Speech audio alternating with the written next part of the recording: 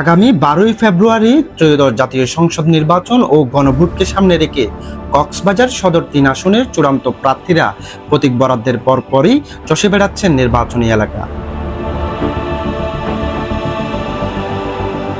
নির্বাচনী ভোটযুদ্ধে সবচেয়ে গুরুত্বপূর্ণ উপজেলা ঐতিহ্যবাহী রামু।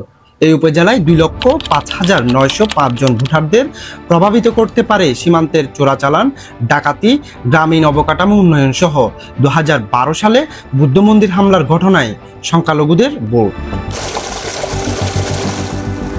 কক্সবাজার 3 আসনকে বলা হয় ভিআইপি আসন। মূলত রামু, সদর এবং ঈদগাঁও আসন নিয়ে কক্সবাজার 3 আসনটি গঠিত। আজকে আমরা এসেছি রামুর পূর্বাঞ্চল কচ্ছপিয়া গর্জনিয়া অংশে। আপনাদেরকে দেখাতে চাই এখানকার স্থানীয় কৃষকদের ভাবনায় আগামী নির্বাচনে তারা কেমন প্রার্থী চায়, সেই সাথে জানাতে চাই নানান সমস্যা নিয়ে।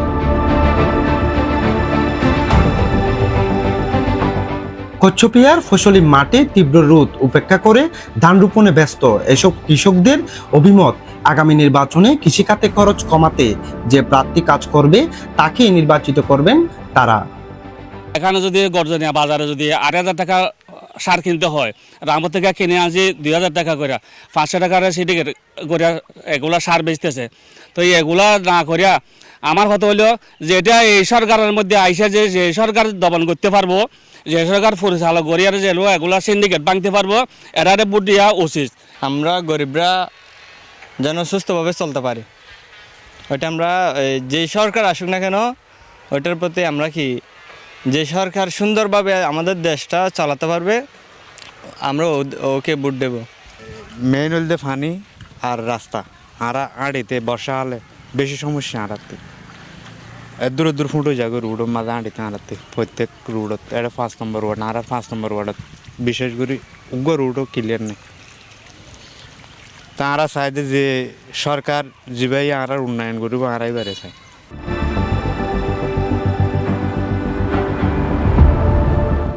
বান্দরবনের নাইকুংচড়ি হয়ে রামুর গর্জনিয়া কচ্ছপিয়ার এই সড়কটি দৈনিক লক্ষাধিক মানুষের যাতায়াত, কিন্তু বর্তমান অবস্থায় এই সড়কটির বেহাল দশায় দৈনন্দিন এখানকার মানুষদের ভোগান্তি পোহাতে হচ্ছে।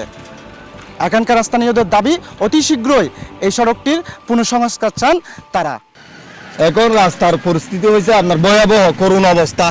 আমাদের গাড়ি চালাতে অনেক কষ্ট হচ্ছে, যাত্রীদেরও অনেক ভোগান্তি পোকাতে হচ্ছে। হ্যাঁ, আজকে প্রায় 1.5 বছর প্লাস আপনার এই রাস্তার এই অবস্থা। আসা যাওয়া মানে গর্ভবতী মহিলালয় যাইতে, ডেলিভারির মহিলালয় যাইতে প্রচুর কষ্ট হয়, যার কারণে যেমন এখন আসা যাওয়া করিতে আর কোমরের ব্যথা সৃষ্টি হয়ে গিয়ে অলরেডি প্রচুর কষ্ট। ইনশাল্লাহ আর আগামী নির্বাচন যারা এই রোড সম্বন্ধে কাজ করব তারা আরা ভোট দিম। আমাদের গাড়ির মধ্যে বিভিন্ন ধরনের সমস্যা হয়ে যাচ্ছে, অনেক কিছু ভেঙে যাচ্ছে, যাত্রী অনেক কষ্ট হচ্ছে। কারণ যাত্রী বলতেছে ভাই আমরা এই গাড়িতে চলতে পারতেছি না, যে অবস্থা দেখেন রোডের পরিস্থিতি বেশি খারাপ। আমরা মনে করেন 10 টাকার ভাড়া 15 টাকা নিতেছি, ওনারা আমাদেরকে বলতেছে যে আমরা 15 টাকা দেবো না, না দিলে আমরা কীভাবে করব, অনেক কিছু নষ্ট হয়ে যাচ্ছে গাড়ির।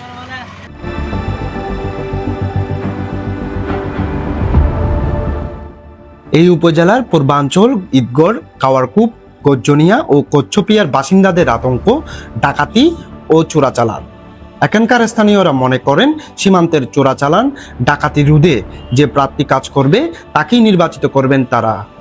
সীমান্তে চোরাচালান বন্ধ, বিভিন্ন ধরনের অপকর্মের হাত থেকে বাঁচানোর জন্য আমরা এমন একজন প্রার্থীকে চাই যে প্রার্থী আমাদেরকে এই চোরাচালান রোধ করতে এবং এলাকার সাধারণ যারা জনসাধারণ আছে তাদেরকে শান্তি শৃঙ্খলাবদ্ধ ফিরিয়ে এনে একটি সুন্দর একটা সমাজ, সুন্দর একটা এলাকা যিনি গঠন করতে পারবেন, আপনারা যোগ্য প্রার্থী থেকে তাকে ভোট দেবেন। দুর্নীতির সাথে সম্পৃক্ত নয়, যারা দখলবাজির সাথে সম্পৃক্ত নয়, ওইরকম একজন প্রার্থীকে আমরা জয়যুক্ত করে সদক্ষ মানুষকে আমরা যদি নেতৃত্বের স্থানে যদি নিয়ে যেতে পারি তাহলে আমরা আবার দেখব।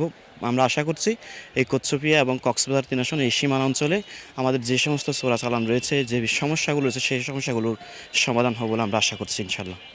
আমরা কক্সবাজারের জন্য এমন একজন প্রার্থীকে সিলেক্ট করব যে আমাদের কক্সবাজারকে একটি শান্ত সৃষ্ট এবং মাদকমুক্ত, সন্ত্রাসমুক্ত এবং চোরাচালান মুক্ত একটি জেলা হিসেবে আমাদেরকে উপহার দিতে পারবে।